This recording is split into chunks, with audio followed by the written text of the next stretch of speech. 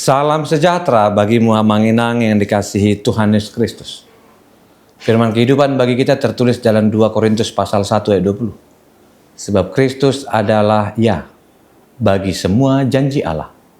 Itulah sebabnya oleh Dia kita mengatakan amin untuk memuliakan Allah. Demikian firman Tuhan. Manginang yang dikasihi Tuhan Yesus Kristus dan dimanapun engkau berada. Kiranya dalam penyertaan Tuhan dan janji Tuhan digenapi. Firman Tuhan memberikan kita satu berita tentang kata janji. Kita tahu semua orang mungkin pernah berjanji. Dan kita tahu bahwa semua janji tentu tidak semua dapat ditepati. Bukan tidak mau, tapi tidak dapat ditepati. Ada orang mengatakan, apapun akan kuberikan jika engkau menerima cintaku. Apapun akan kulakukan jika kamu boleh menjadi nomor satu. Apapun akan kuberikan jika aku yang boleh menjadi nomor satu. Itu kan harapan-harapan dan janji. Bagaimana dengan Tuhan? Apakah janji Tuhan sama dengan janji yang sudah ditawarkan oleh orang banyak? Ini bukan bicara ya atau tidak. Tapi janji Tuhan adalah satu hal yang pasti. Dan itulah yang dikatakan oleh Paulus. Kristus adalah pasti. Dan beberapa kali di Jemaat Tesalonika juga diingatkan bahwa kebangkitan Kristus memenangkan setiap orang percaya.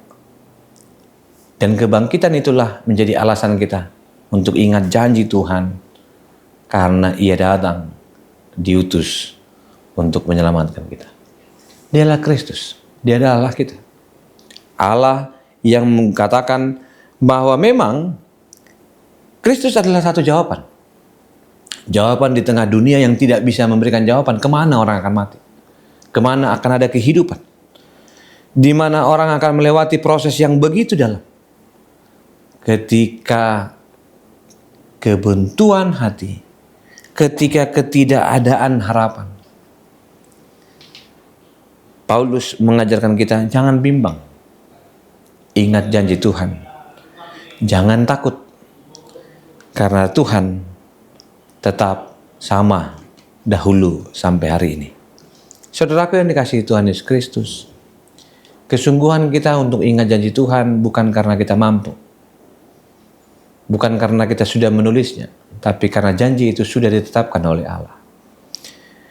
Apa yang ditetapkan Allah ini adalah cara kita untuk melihat apa yang akan terjadi, bagaimana kita akan bertahan, dan jawaban itu hanya ada ya dan tidak.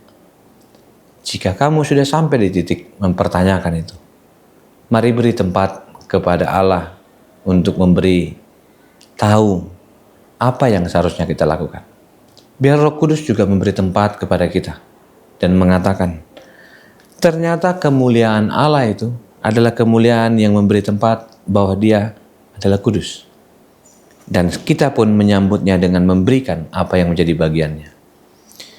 Memberikan janji Allah di tempat yang kudus berarti memberikan kesempatan bagi Allah untuk mengatakan Kristus adalah Kristus, bukan yang lain. Jika boleh saya mengajakmu, biarlah janji ini diaminkan. Sama seperti orang yang mungkin berkata, apakah kamu takut ketika kamu naik pesawat terbang? Terus orang berkata, emang kamu kenal siapa pilotnya? Saat itu kamu mengatakan tidak kenal tapi kamu percaya.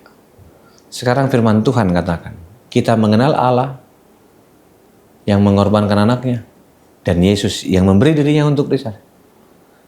Disinilah pesan terakhirnya. Maukah kamu percaya bahwa janji itu adalah janji yang sudah digenapi dan mengajakmu untuk masuk di dalam kemuliaan nama Tuhan. Selamat beraktivitas dengan tetap dekat kepada Tuhan adalah bagian menghidupi janjinya. Tuhan memberkati kita. Terima kasih Tuhan untuk firman-Mu. Terima kasih untuk kesempatan kami mendengar dan melakukan apa yang Tuhan inginkan. Biarlah firman yang boleh kami dengar ini menjadi kekuatan kami untuk begitu yakin dan berjalan di dalam janji Tuhan. Tidak ada yang gagal dan tidak ada yang salah. Dan janji Tuhan selalu tergenapi. Kasih anugerah Kristus Yesus, kasih Allah Bapa dan persekutuan Roh Kudus memberkatimu dan menyertai. Amin.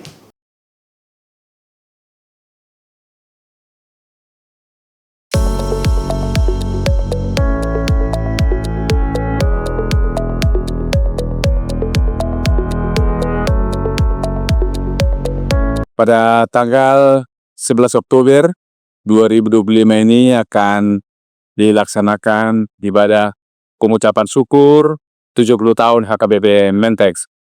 Oleh karena itu, Bapak Ibu, saudara-saudara, pelayan, dan warga jemaat HKBP, mari kita doakan bersama, dan semua undangan kita harapkan supaya hadir untuk berdoa bersama, mengucap syukur kepada Tuhan. Terimalah salam kami, Horas.